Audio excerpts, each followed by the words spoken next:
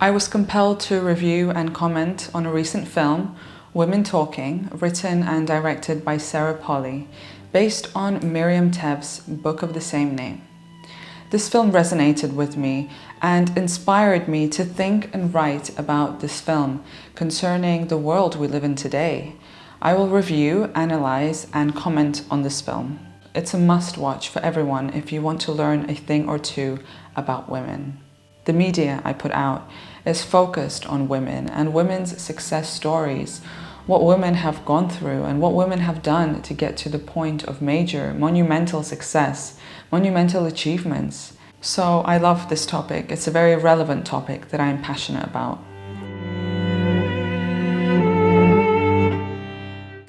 Women Talking is a parabolic film that I have never experienced before.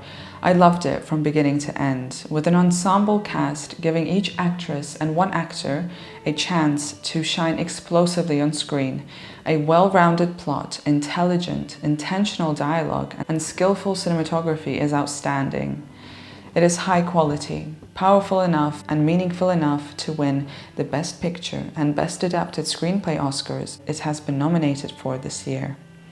I doubt it will win against the big budget blockbusters, but it will stand the test of time as a thinking piece, a sermon for the modern times, which I think is even more worthwhile.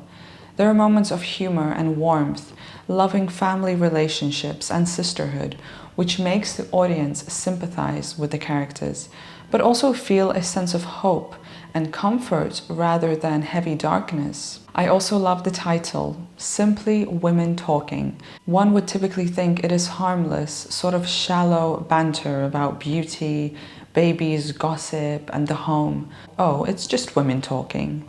But no, women talking collectively, candidly, honestly is a revolutionary thing, a catalyst. All we need is a space to convene, and we can make change happen. While most of the rapist men of the Mennonite colony are in jail in the nearby city while waiting for bail, some of them have traveled to support the rapists to bail them out.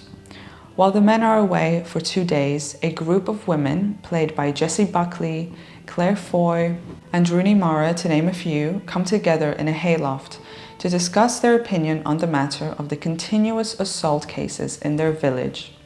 This is their brief window of time where they must ultimately decide what to do about this matter. The group includes 2 older women and 3 younger teenage women. All of the women, some as young as 4, have faced the trauma of being subdued with cow tranquilizer, then brutally assaulted in their sleep, some getting pregnant and conceiving children as a result, and living with the disillusionment that it is not ghosts or spirits hurting them as their faith led them to believe, but men from the colony who creep at night, commit the unforgivable, and flee. The women, therefore, have to decide overnight, before the men return, if they will do nothing, stay and fight, or leave. The movie is laced with some flashback scenes of the women waking up in their blood, in bed, in a state of shock and confusion after getting drugged and assaulted. A person's psyche reacts to trauma differently, hence the attitude and opinion of each woman being different to one another during the discussion of what they should do. We also find out about the past suicide of one woman and one young woman taking on the gender of a boy, dressing like a boy, wanting to be called a boy name, and not speaking as a reaction to being assaulted by her own brother. The conditions these women have been influenced by have shaped their mindset, but they all agree that what the men are doing is wrong. It is difficult to decide, for a system of violence against them has been so brainwashed into their outlook on life that they must confront their past and mindset to free themselves. The women ultimately do, and gather the rest of the female villagers with their children, males under 12 included, to flee, except for the educated and open-minded August, played by Ben Whishaw, who is an ally and male sympathizer to the women, who helps them, and Scarface Jan's, Frances McDormand, who is so deep in her belief system that she stays behind too, for she is so devout to the belief that the kingdom of heaven awaits her, that she remains. Yet, without a doubt, we assume that the prominent scar on her face indicates physical abuse from a man's hands. The devoutly religious community has accepted this chain of regular crimes against women. The women are subservient to men. They are also not taught to read or write, making leaving their community impossible as they do not know the outside world, considering that the story is set in modern-day America, seemingly stuck in time, as though we look back on history despite being set in 2010. The experiences and thoughts of these women, despite the specific culture they are from, apply to all women from all walks of life. The notion of sexual assault, patriarchy, abuse, and trauma is all infused in all cultures today, which makes us question how far have we progressed as a species to make our existence safer for all. The violence and degradation of women for being born female has been a committed mentality since the beginning of time. The movie is beautifully written, and every line is so quotable. Still, the biggest takeaway lesson, bottom line stands: walk away, pick yourself up, and leave. Walking away is the ultimate confrontation with your enemy, abuser. Sometimes, depending on the situation, we must confront it head on, but ultimately we must leave and run for our lives. Just as the ending scene shows, the decision and journey will not be easy, but it will be the best thing to ever happen.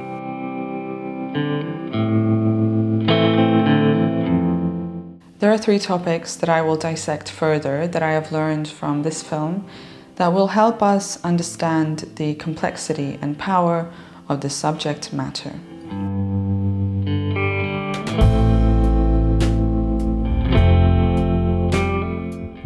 Forgiveness and acceptance are not the solution to personal freedom.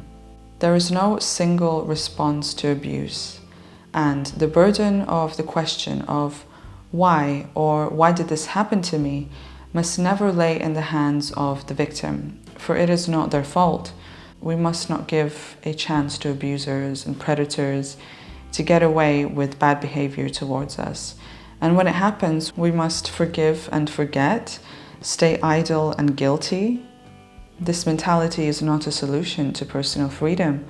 We must speak with other women, our family and close people about the abuse. By forgiving and accepting, we essentially allow the abuser to get away with their crime, giving them even more power and taking away ours. Ladies, be vocal, stand up for yourself and get yourself out of the situation. When somebody hurts you, forgiving them is not a solution. Forgive yourself and accept what has happened, but don't give the power to the person to know that what they have done is something they can be forgiven for and accepted. They don't deserve your compassion. Power is a scary thing and a dangerous thing. Those that have it have more opportunities to abuse it and get away with it. Misogynists think that they are entitled to our bodies, time, and innocence in life. I talk about this in my previous video on Tar, with Cate Blanchett as the lead, where the gender is flipped and a woman of power abuses others. It can go both ways.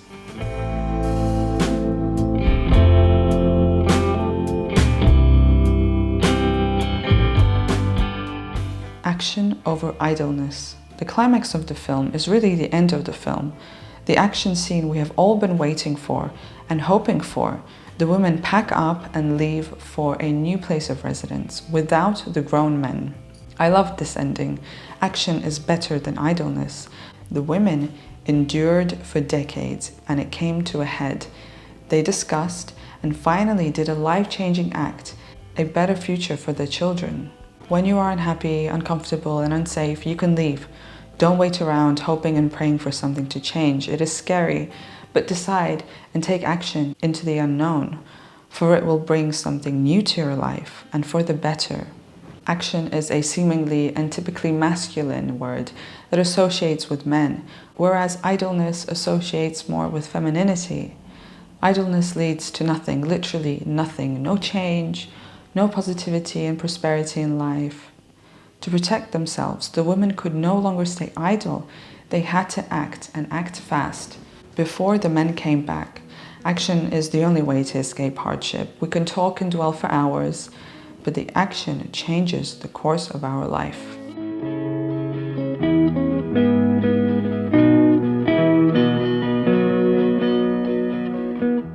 Women on women support.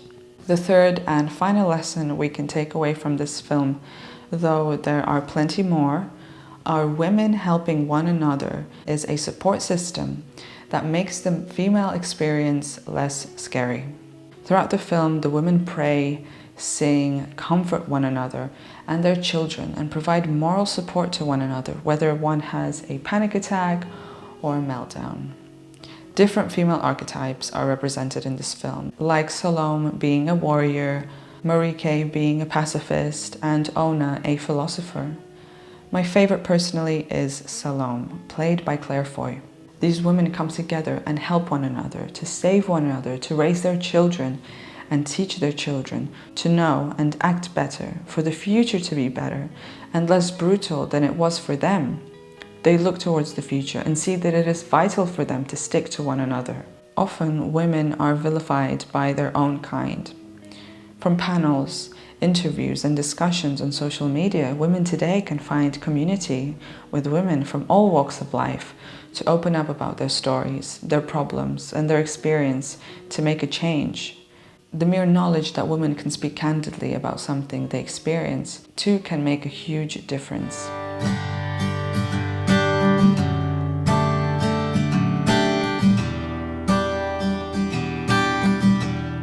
Women Talking opens a huge discussion beyond my ability to explore in this video about today's culture of systemic abuse, physical, emotional, and sexual.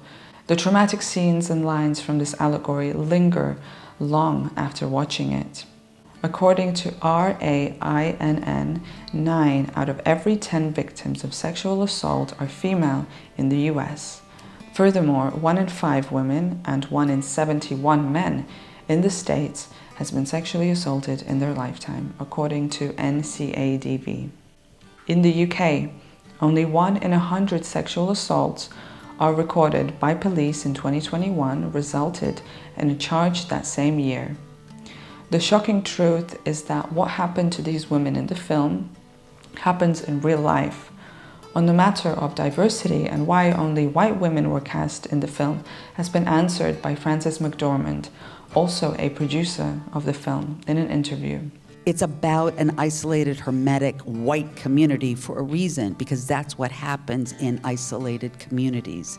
This kind of feeding off itself, right? It's a beast that's feeding off itself. And the minute we truly do become diverse, then perhaps the beast won't be eating off itself. I enjoy talking about the core, the meaning themes of the movies. That's what makes it meaningful. That's what makes the film powerful. That is what makes a movie art. Anyone can make a movie with beautiful cinematography, gorgeous set design, and lighting. Still, it's the films that touch people's hearts, the movies that make people think, is the things that make people react and quite often relate to their life and themselves. The more we watch, talk, and promote films like these, the more they get produced and revered. This movie was made by women, about women for women. With illuminating female performances, exemplary music by Hildur Gunnadóttir, and masterful direction by the tremendously multi-talented Sarah Polley, I recommend Women Talking 5 out of 5 stars for this quiet yet eloquent drama.